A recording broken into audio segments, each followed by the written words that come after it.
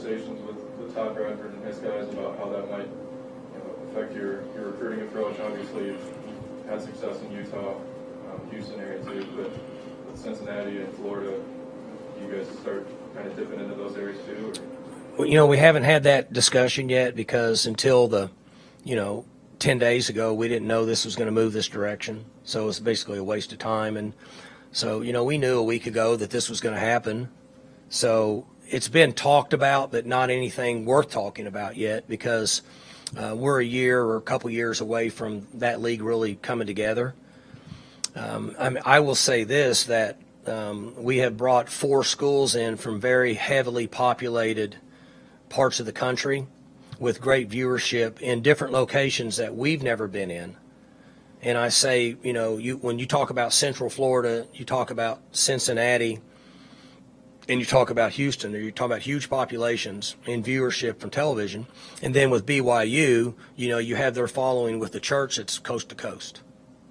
So essentially we hit a home run on this league, no question about it. How we try to attack it in recruiting, we would probably get a feel for how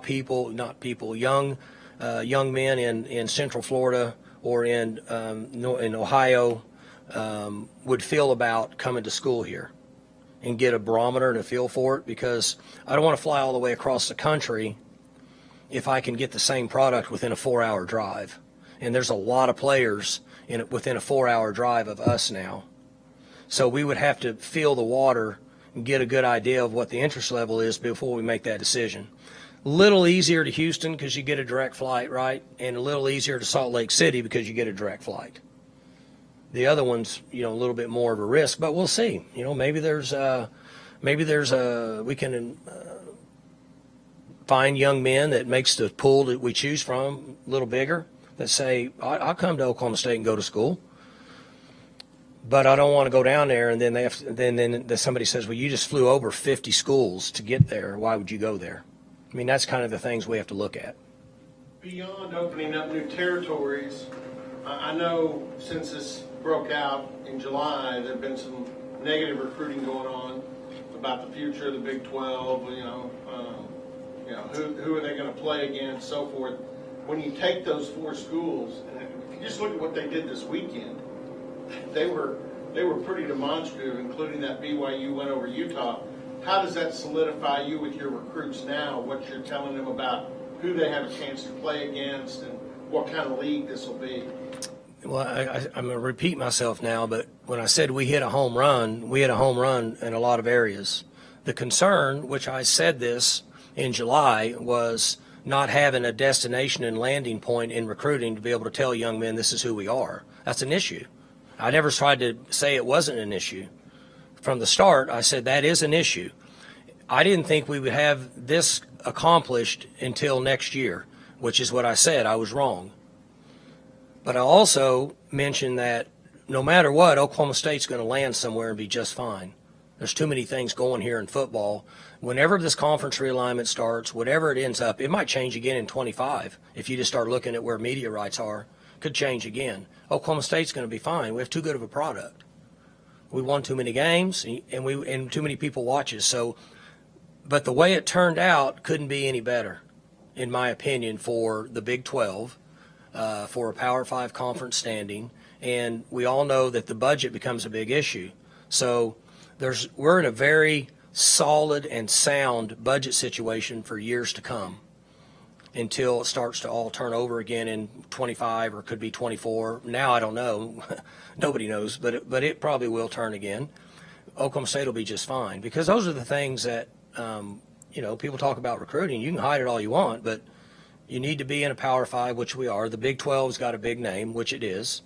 And we now know our destination. And you don't get budget cuts in your athletic department. It's a big deal. So we took care of all that. Now moving forward, Central Florida, based on being in our conference now, it's only going to get better for them. I mean, they're located in a huge population. They've got great football in that part of the country. They already have 70,000 students. And BYU is, in my opinion, looked at as a Power 5 conference school, their logo, for a long time. and they have a huge following from coast to coast. And you have Cincinnati now that's played well for a number of years, and they have a huge populated area and a great big television market there. So now, how is that going to improve their logo? I bet it improves their marketing people. I'm just guessing are fired up at Cincinnati now to start marketing that for their logo. And then Houston has been wanting in our league for a number of years, right? Supposedly. And they're sitting right in the Big 12 country, and they got tons of population and tons of high school football to recruit from, and a lot of viewers down there. I mean, the only thing, they battle the Astros and the Texans, but and the Rockets, but for the most part, it couldn't have happened any better for Oklahoma State and the remaining 8 schools, in my opinion. And I don't want to speak for those other schools, but I know for Oklahoma State, the future's a home run. In your experience, how much does it matter to 19 and 20-year-old kids, or I guess even younger recruits, that when they're looking at schools, how much does that Power 5 label matter to them? It matters to them. Yeah, young people nowadays are into those things, which people in my generation would say doesn't really matter. But your generation likes those kind of things. So we have to adapt to your generation, because that's the generation we're recruiting right now. They like those kind of things. How important do you think, just for Middle America, is it that it has a Power 5 conference? Because it could be called, where did not exist anymore. They go out west, they go out east. How important is it that Middle America still has a conference? This can go on and on. The economic value of this conference staying intact for Stillwater, Waco, Dallas-Fort Worth's a little different with TCU, but Manhattan, Lawrence, okay? It's important a lot of ways. When you talk about economy and restaurant business and just all the things that keep these areas turning, this was a huge get for, I'm going to speak for Stillwater, because I know a lot of people in Stillwater that are in private business and small business owners, and not even that, some of your bigger businesses, companies that are here. It's a big deal for us to stay sound in a big conference and play football games. And so, to answer your question, in my opinion, from an economic and a marketing value for what you're talking about, is very important that we try to establish what the presidents and the ADs and the Big 12 was able to get accomplished.